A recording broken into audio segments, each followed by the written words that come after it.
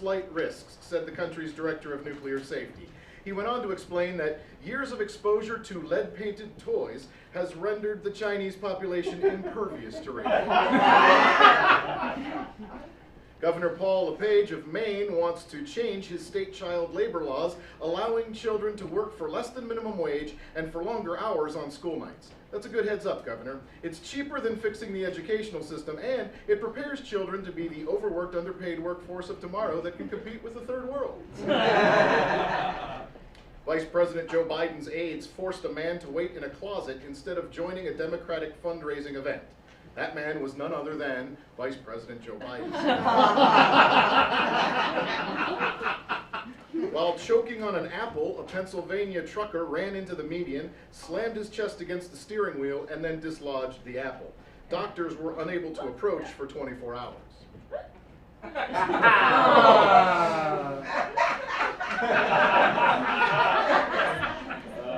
Now we're going to speak with our entertainment reporter, Chloe Lowe, on location in Bel Air. Chloe. Hello, George. I'm in Bel Air Estates, waiting for the next celebrity to die. As you know, celebrities always die in threes. Right now, Elizabeth Taylor and former vice presidential candidate Geraldine Ferrara are just waiting to find out who's going to join them in heaven. It's very exciting. It's not, Chloe. It's morbid and awful to wait for somebody to die. Maybe to you, George, but in my religion, dying is the greatest reward. You get to leave this earth, meet our Maker, and go to heaven, where everyone has great low rates on car insurance. Chloe, you might be waiting there in Bel Air for quite a while. I don't think so, George. I mean, celebrities dying in threes is a scientific proven fact. Ed McMahon was followed by Farrah Fawcett and Michael Jackson. And then, of course, there was that tragic week in 1995 when Ginger Rogers, Howard Cosell, and Alf died. Alf? Yes, the alien life form who starred in his own NBC sitcom. Some say he paved the way for other stand-up comedians like Jerry Seinfeld. Nobody ever said that, Chloe. And Alf was just a puppet. He wasn't a real person. Maybe to you, George, but not to my religion. And not to millions of people who tuned in every week to see him play the center square on the new Hollywood Square. George, I'm about to knock on Bob Barker's door. He was the former host of The Price is Right and is 87 years old. So fingers crossed that he won't answer the door. That way, we'll have to call an ambulance and see his lifeless body being brought out on a stretcher. Okay, George, I'm going to knock. Please don't. Hello? Well, George, he's alive. Back to you. Make sure to spay or neuter your pets.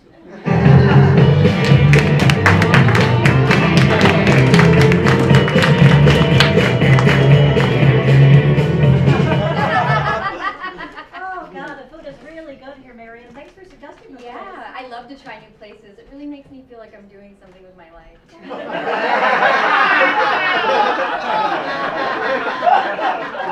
You two are so cute. You're going to be together for a long time. And it was so great to watch you give her the ring. Thank you, I love it. I'm just glad we're finally in an outdoor restaurant. I can smoke a cigarette.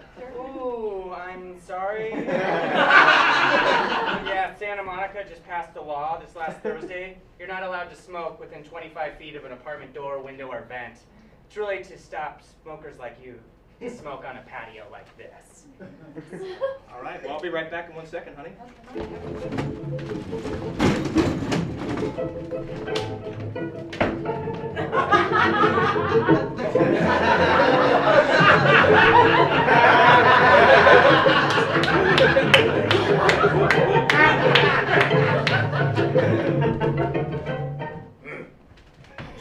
guys can just take it. We don't want your money. Then what's going on? You're a burden on society. You drive up the healthcare costs. You pollute the air. You litter. Brad, Marion, this is crazy! We think not.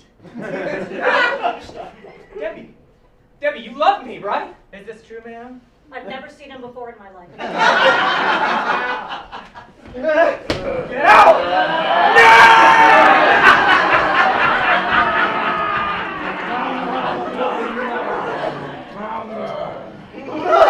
It's like he never even existed. I have to say, I used to be a smoker, and there's something I love about the delicious taste of a raw smoker's lungs. The harvest will be good now.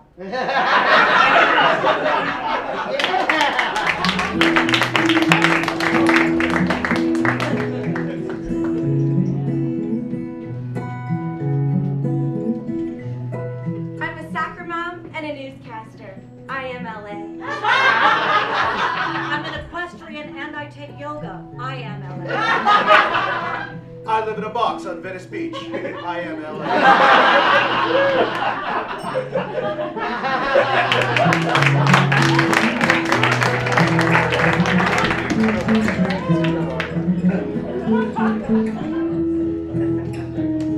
Well, actually, the banjo is the best stoop instrument to play. Garrison, who is that? Why, that's Fred Newman. He was my sound guy on Prairie Home Companion. But don't mind him. Can I get you a glass of wine? Oh yeah, I'd love a glass of Shiraz. Great. I'll be right back in one moment. One Shiraz and sarsaparilla coming right up. Well, I'm Katie.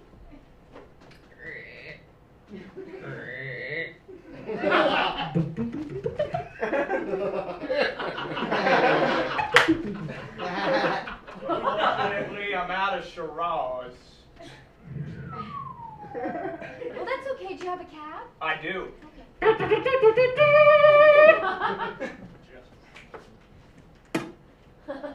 Brad, what did I say about making sounds for things that already make noise? Why don't you tell me about your family? Well, my mother was a horse breeder, and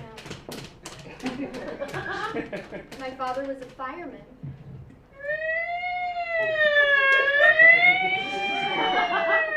And my brother was addicted to slot machines. And then when he couldn't pay off his gambling debts, he got beat up by some goons in an alley. And then some thugs shot him with a Tommy gun. Then he fell off a cliff. And he hit the ground with a thud. And then vultures came and ate him. That's my family. Why don't we go somewhere a little more quiet? I can show you my turn-of-the-century jars. Go ahead.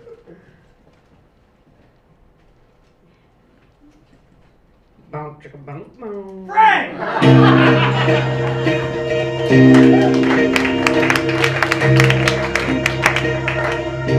Sarah Palin has more Facebook likes than any Republican presidential hopeful. Yes, and if likes were actually votes, we would soon be swearing in President Farmville. In entertainment news, Bones lead actress Emily Deschanel announced she's pregnant and wants it written into her storyline. The show will now be called Boned.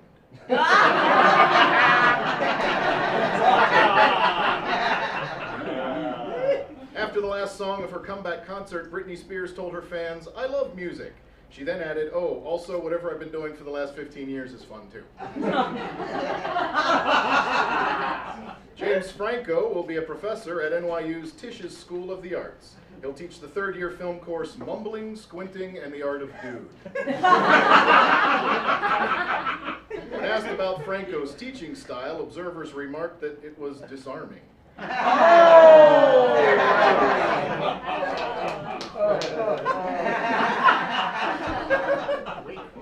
Rod Stewart and Stevie Nicks have announced that they'll be touring together this year. Coming soon to a theater near you, the Tanned Leather and Old Lace. We go now to final arguments at the U.S. Supreme Court, already in progress. So, Your Honors, finding on behalf of my clients will show that this country will not tolerate pandemic sexual discrimination. Defense counsel has 3 minutes. Thank you, Your Honor. This is Adam Hicks of Tuscaloosa, Alabama, manager of the Walmart there. This is Parker Bennett of the Walmart of Madison, Wisconsin. This is Carter Reeve of the Walmart in Payette, Idaho. Gentlemen, Have any of you knowingly discriminated against female employees in your establishment? Oh, yeah, of course, yeah.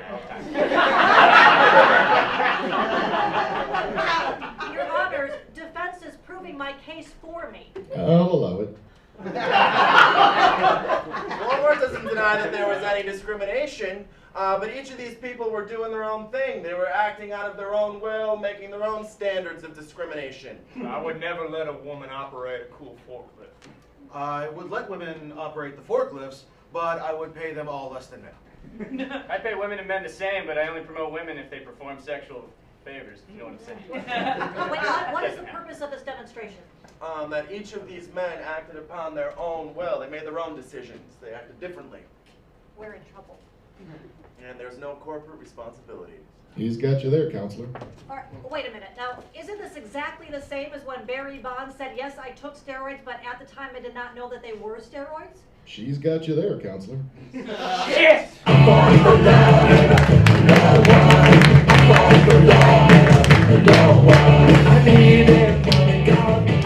and Mrs. Durbin, I want to let you know that a tax audit is nothing that you should be afraid of.